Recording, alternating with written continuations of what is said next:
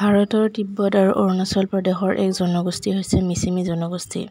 এই অঞ্চলটোক মিচিমি পাহাৰ বুলি জনা যায়। ডেং নামৰ এটা দলেহে দক্ষিণ তিব্বতৰ য়ায়ু কাউণ্টি দখল কৰিছিল। মিচিমি ইডুসকলে বিশ্বাস কৰে যে ভগৱান শ্ৰীকৃষ্ণৰ ৰুক্মিণী মুখ্য পত্নী তেওঁলোকৰ জনগোষ্ঠীৰ আছিল। ইয়াৰে বেছিভাগে ৰচনা বুলি গণ্য কৰা হয়। ইতিহাসবিদসকলে ১৬শ শতিকাত শ্ৰীমন্ত শংকৰদেৱে শদিয়াৰ আশে-পাশে একশৰণ নামধৰ্ম প্ৰচাৰৰ সময়ত এই মিথসমূহৰ সৃষ্টি কৰা কথা আঙুলিয়াই দিয়ে, যিয়ে ঠাইখনৰ আঞ্চলিক পৰিচয় প্ৰভাৱিত কৰিছিল। এই সময়ছোৱাত সৃষ্টি হোৱা কিংবদন্তি বৈষ্ণৱ চৰিত্ৰৰ সৈতে মিচিমিসকলে পৰিচয় হ'বলৈ আৰম্ভ কৰে, যাৰ ফলত এটা বিকল্প পৰিচয়ৰ সৃষ্টি হয়। মিচিমিসকলক ৪টা জনগোষ্ঠীৰে গঠিত: ইডু মিচিমি অৰ্থাৎ ইডু লুবা, ডিগাৰু জনগোষ্ঠী অৰ্থাৎ তাৰাউন, দৰং, ডেং, মিজো মিচিমি অৰ্থাৎ কমন ডেং আৰু ডেং মিচিমি। ভৌগোলিক বিতৰণৰ বাবে জনজাতিটোৰ ৪টা মহকুমাৰ উত্থান ঘটিছিল যদিও বৰ্ণগতভাৱে ৪টা গোট একেটা স্তৰৰে। ইডুসকলক তিব্বতত ইডি লুবা বুলিও কোৱা হয় আৰু অসমত প্ৰায় চুলিকাটা বুলি কোৱা হয়। ইডুছ প্ৰধানকৈ ভাৰতৰ অৰুণাচল প্ৰদেশৰ লোহিত জিলাৰ উত্তৰ অংশৰ কিছু অংশত প্ৰধানকৈ উচ্চ দিবাং উপত্যকা আৰু নিম্ন দিবাং উপত্যকা জিলাত কেন্দ্ৰীভূত হৈ আছে।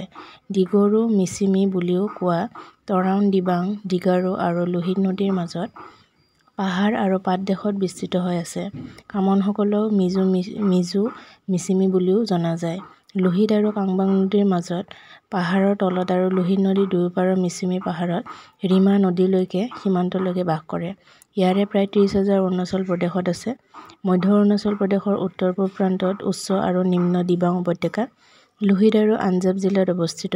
এই সকলোবোৰ উত্তৰ-পূব ভাৰতৰ দক্ষিণ তিব্বতৰ সীমাৰেখাত অৱস্থিত। চীন মিচিমি ইডুসকলক লোৱা জনগোষ্ঠী হিচাপে শ্ৰেণীভুক্ত কৰা হৈছে। ডেং জনগোষ্ঠী বা ডেংবা তাৰাউন কামান ভাষাৰ চীনা প্ৰতিলিপি। হানিউ পিনয়ন তিব্বতৰ ইয়াজু কাউণ্টিৰ নখন গাঁৱত আৰু হিমালয় আৰু য়েংডুৱান পৰ্বতমালাৰ মাজৰ কুমাৰী অৰণ্য অঞ্চলত বাস কৰে ১০০০ মিটাৰ উচ্চতাত। ব্ৰেডলিয়ে বাৰ্মাৰ এখন গাঁৱত চীনত ৮০০ টা আৰু অৰ্থাৎ চীনা গেমন ডেং ভাৰতৰ কামান বা মিজো মিচিমি বুলি জনা যায় ৰিপৰ্ট কৰিছে। তৰাউন আৰু উত্তৰ-পূব ভাৰতৰ তাৰাউন, টাই ইন বা টাইন অৰ্থাৎ পূৰ্বতে ডিগাৰু মিচিমি নামেৰে জনাজাত। অঞ্চলটোৰ সংবেদনশীলতাৰ বাবে এই গোটটোৰ বিষয়ে তথ্য কম। মিচিমি বুজিবলৈ শেষৰটো সমন্বিত প্ৰচেষ্টা ১৮৮৫ চনত হৈছিল। চীনৰ সমাজ বিজ্ঞান একাডেমী নৃতাত্ত্বিক আৰু নৃতত্ত্ব প্ৰতিষ্ঠানৰ পৰা অহা মুঠ ৪জন নৃতত্ত্ববিদৰ প্ৰেৰণ কৰাৰ পিছত। ডেং মিচিমিসকলক চীন গণৰাজ্য চৰকাৰে আনুষ্ঠানিকভাৱে স্বীকৃতি দিয়া নাই, লক্ষ্য কৰে যে ইয়াৰ পৰিৱৰ্তে এইবোৰক অচিনাক্ত জাতি বা অন্য হিচাপে শ্ৰেণীভুক্ত কৰা হয়, মূলতঃ সমসাময়িক চীনৰ মাত্ৰ মুষ্টিমেয় লোকৰ বৈশিষ্ট্যৰ বাবে এটা শ্ৰেণী প্ৰকৃতিৰ বাবে। ইয়াৰে বহুতেই চীনৰ পৰা ভাৰতলৈ প্ৰব্ৰজন কৰিছিল। পাহাৰীয়া মানুহৰ ক্ষেত্ৰত ভাৰতৰ ব্ৰিটিছ শাসনৰ আৰম্ভণি সাধাৰণতে এই গোটটোৰ পৰা বিদ্ৰোহৰ ভয়ৰ বাবে হস্তক্ষেপ নকৰাৰ আছিল। কিন্তু এই নীতি সলনি হ'ল যেতিয়া ব্ৰিটিছে উপলব্ধি কৰিবলৈ ধৰিলে যে অসমৰ সীমান্তৱৰ্তী অঞ্চল আৰু ইয়াৰ কাষৰীয়া পাহাৰসমূহ অৰ্থাৎ মিচিমি পাহাৰকে ধৰি বাণিজ্যৰ বাবে কিমান গুৰুত্বপূৰ্ণ। এয়াদুৰাই মতে এনে এলেকা পৰিচালনা কৰাৰ আন এটা কৌশলগত কাৰণ আছিল ইংৰাজসকলে চিন্তা কৰিছিল যে যদি তেওঁলোকে এই অঞ্চলটোৰ প্ৰতি আগ্ৰহ নলয় তেন্তে মিচিমি জনগোষ্ঠীবোৰ শেষত চীনা প্ৰজা হৈ পৰিব। জয়ী হ'বলৈ স্থানীয় থলুৱা লোকসকলৰ ওচৰত চৰকাৰী প্ৰতিনিধিসকলে চাহ আৰু চিগাৰেট ৰাজনৈতিক উপহাৰ হিচাপে লৈ গৈছিল।